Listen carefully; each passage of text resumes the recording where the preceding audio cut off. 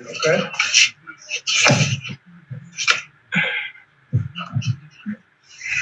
Draymond, Chris Alvarez from ABC7. I just asked Steve the same question. He talks about building identity of 2 comeback wins against 2 of the best teams in the league. What does that do about building your identity? I mean, we want to scrap and claw. As we've discussed, that has to be our MO this year.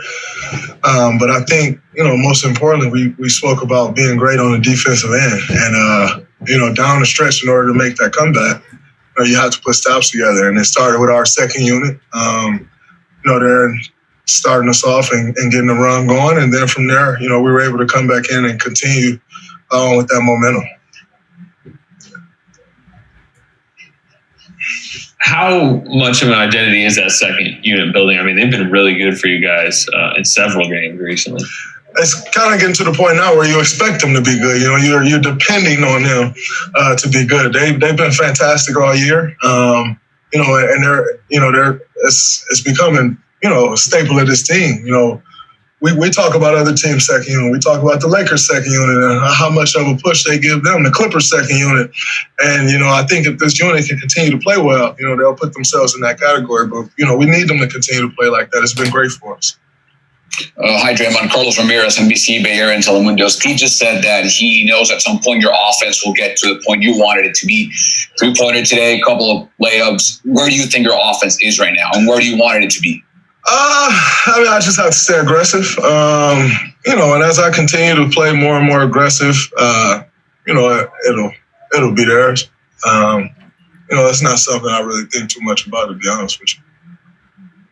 What did you think of Kelly's impact tonight? He was great. He was great on both sides of the ball, especially during that second half. He was amazing defensively. And the entire game, he was great offensively. He's really finding his confidence. He's finding his way on his team. He's knocking shots down now, which is huge. But he's also slashing in the lane more. I think that's been great for him. He's getting to the basket, and it's not like he's getting there with just someone helping him. He's putting his head down and getting to the cup. So, huge game for us tonight. We need him to continue to build on that. Draymond, how do you help this? Marcus Thompson. How do you help James Wiseman not let this be a problem? Like the struggles he had tonight, you can see him getting frustrated. How do you not make that build up on him in a bad way? Just continue to teach him. I think we all know, at times it gets frustrating, when the game's not going your way. I can only imagine how frustrating it can be for a 19-year-old who hasn't really been through much in life at all, And so, it'll be fine. Nobody's really worried about it. It's the game needs to slow down for him. He has to slow down.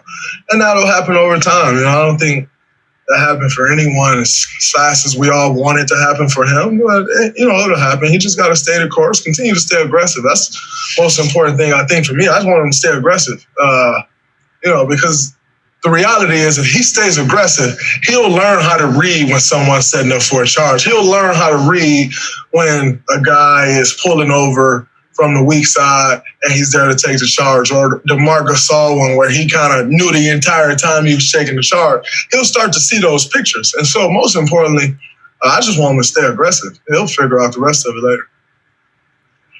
Hey, Draymond, working on a Kobe Bryant project. I'm asking guys what they remember about the very first time they played Kobe. So I assume it was your rookie year. What do you remember about the first time you were on the court with him? I think the thing that stood out to me the first time I played against Kobe, I think I've told this story before, but when I came into the NBA, I was starstruck by 2 guys. And one was Kobe and the other one was Grant Hill. I grew up in Michigan watching Grant Hill play with the Pistons with turquoise and maroon jerseys, or teal, whatever it was. And Grant Hill was amazing. And so I was starstruck by Grant Hill and Kobe. I think the thing that stood out most to me about playing Kobe that first time was his pregame warm-up. I finished my pregame warm-up early. And, as a rookie, you get there 3:30, 3:45 for a 7:30 game. As soon as I finished my warm-up, he was coming on the floor, which was, number one, was kind of threw me off. Why is he working out at 4 o'clock? And it's a 7:30 game. But I sat there And I watched his entire workout. I ended up realizing why he worked out so long. He worked out for like 40 minutes. And I sat there and watched the entire workout. By the time I finished watching his workout, I had like missed my lift, my treatment time. You know, as a young guy, you get the early slots, and once you miss it, it's over. I had missed everything. And I think for me personally, that was just a moment like in my life where it was like, yo, like I'm sitting here watching Kobe. Nothing else really mattered to me at that point. Was it worth missing all the stuff you missed? 100%. Nothing can replace that moment for me. It was great. And then, obviously playing against him that first time, you kind of just see that killer instinct. Like he's just coming out there trying to destroy everybody. And obviously my rookie year was 2012. So, Kobe at that point, like 1 year removed from winning a championship, like he's still Kobe. And so it was great.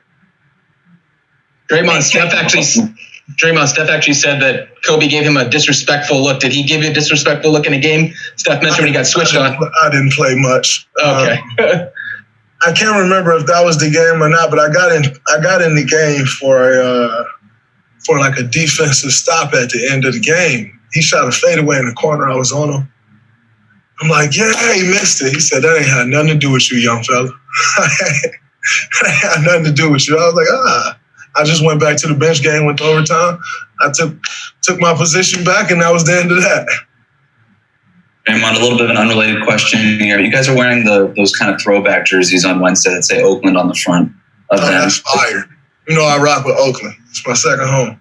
So I wanted to ask you, how important is it for you guys, since moving to San Francisco especially, to continue to represent the city the way that you guys do? The soul of our team come from Oakland. That's just kind of what it is. The soul of this organization is built in Oakland. That's just the reality. I mean,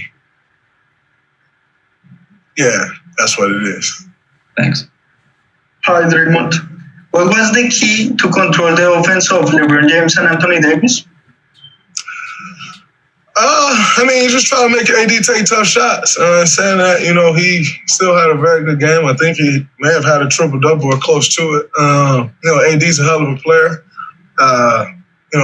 Extremely skilled, can kind of do everything on the floor. So, just really try to get up, pressure up on him and make him take tough shots. Some nights he hit them, some nights he don't.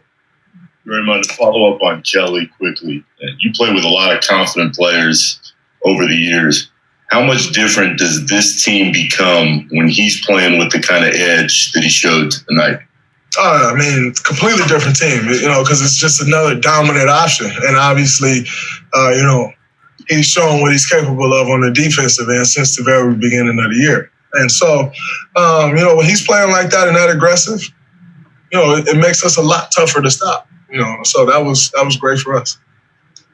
Draymond, on the telecast tonight, they had you talking to James and explaining something to him about seeing things, and you were saying that you love the matchup of him against Gasol, and Gasol was standing right there when you said it. Did you see him, and did he happen to react or anything like that? He didn't react, and I didn't really see him. I wasn't really talking shit. I was just kind of telling him what I feel. I think, that was right after the play where I threw it to him in traffic and he turned the ball over. And I was just telling him, I had been looking at him the entire time down the floor. He never looked. I had been trying to give him the ball.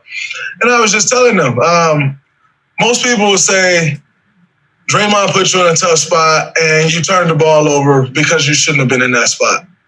I think if I give him the ball right there, he knows how to handle it. He's one-on-one downhill with Marc Gasol, and I love Marc Gasol's game. I think he's been phenomenal all these years. He's a champion.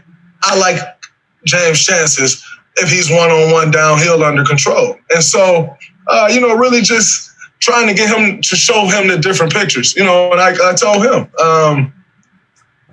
I put you in a tough spot. I did, 100%. But I think you can handle being in that tough spot. And so I'm going to do it again. Like, I'm going to throw you the ball in that spot again. You're going to be in transition. And next time you're going to figure it out. And so, I just have high hopes for him. I have very high just belief in what he's capable of doing. I think I probably believe more in his capabilities than he do at this point.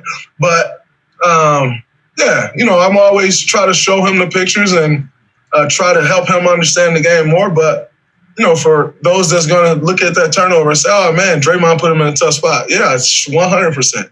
I think he's capable of handling that tough spot, and he'll continue to get better at it. Great, thank you. We got to get some other guys in here now. Be back in a couple minutes.